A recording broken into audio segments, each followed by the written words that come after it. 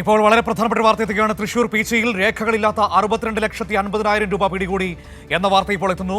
ഇന്ന് രാവിലെയായിരുന്നു സംഭവം. കർണാടകയിൽ നിന്ന് വരികയായിരുന്ന ഒരു സ്ലീപ്പർ ബസ്സിലെ യാത്രക്കാരൻ കർണാടക സ്വദേശിയിൽ നിന്നാണ് പണം പിടികൂടിയതെന്നാണ് ഇപ്പോൾ അറിയാൻ കഴിയുന്നത്.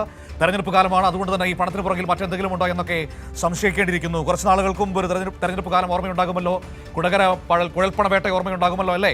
അപ്പോൾ വീണ്ടും ഒരു തെരഞ്ഞെടുപ്പ് കാലത്ത് തൃശൂർ പീച്ചിയിൽ 62,50,000 രൂപ പിടികൂടിയിരിക്കുന്നു.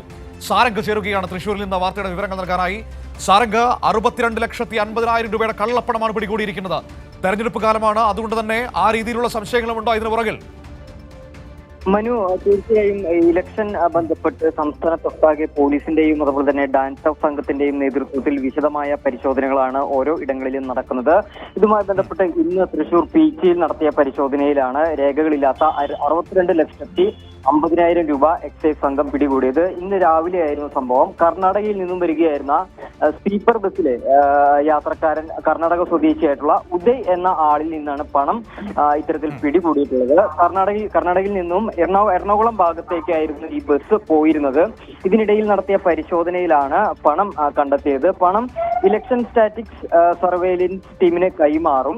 എന്തായാലും ഇത് സംബന്ധിച്ച് വിശദമായിട്ടുള്ള പരിശോധന നടത്തുന്നുണ്ട്. പ്രധാനമായും ഇലക്ഷൻ സമയമായ കാരണം ഏതു വിധത്തിലാണ് ഈ പണം ഉപയോഗിക്കാൻ കൊണ്ടുവന്നത്, അല്ലെങ്കിൽ ഇതിന്റെ പിന്നിലുള്ള സോഴ്സ് എന്താണ് എന്ന് തുടങ്ങിയ കാര്യങ്ങളൊക്കെ തന്നെ കണ്ടെത്തേണ്ടതുണ്ട്. അതുകൊണ്ട് തന്നെ അത്തരത്തിലുള്ള വിശദമായിട്ടുള്ള പരിശോധനയ്ക്കാണ് ഈ പിടികൂടിയ പണം കൊണ്ടുവന്ന ഉദയനെ കുറിച്ച് വിശദമായ അന്വേഷണം നടത്തുന്നില്ലേ? ഇയാൾക്ക് ഏതെങ്കിലും തരത്തിലുള്ള ബന്ധങ്ങൾ ആരെങ്കിലും ഒക്കെ ആയിട്ടുണ്ടോ എന്നടക്കമുള്ള കാര്യങ്ങൾ വിശദമായി പരിശോധിക്കുന്നില്ലേ?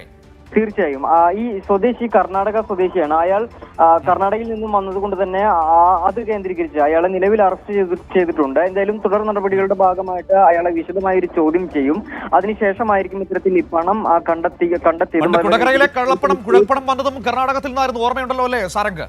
തീർച്ചയായും അത്തരത്തിലൊരു സംഭവം തന്നെയാണോ ഇതെന്ന് കൂടി പരിശോധിക്കുന്നുണ്ട്. ഏതെങ്കിലും തരത്തിൽ അനധികൃതമായിട്ടാണോ ഈ പണം കൊണ്ടുവന്നിട്ടുള്ളത് എന്ന കാര്യം കൂടി ഈ പോലീസ് സംഘം പരിശോധിക്കുന്നു. അതോടൊപ്പം തന്നെ ഈ കർണാടക സ്വദേശിയായിട്ടുള്ള ഉദയ് എന്നയാളെ വിശദമായിട്ടുള്ള പരിശോധനയ്ക്ക് വിധേയമാക്കാനാണ് ഈ പോലീസ് ഒരുങ്ങുന്നത്. ശരി, ഏതായാലും 62,50,000 രൂപയുടെ കള്ളപ്പണമാണ് ഇപ്പോൾ തൃശൂർ പീച്ചിയിൽ പിടികൂടിയിരിക്കുന്നത്. കർണാടക സ്വദേശി ഉദയ് എന്ന് പറയുന്ന ആൾ പിടിയിലായിട്ടുണ്ട്.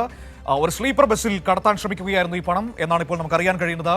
വിവരങ്ങളാണ് ഇപ്പോൾ സാരംഗ് നമുക്ക് നൽകിയത്.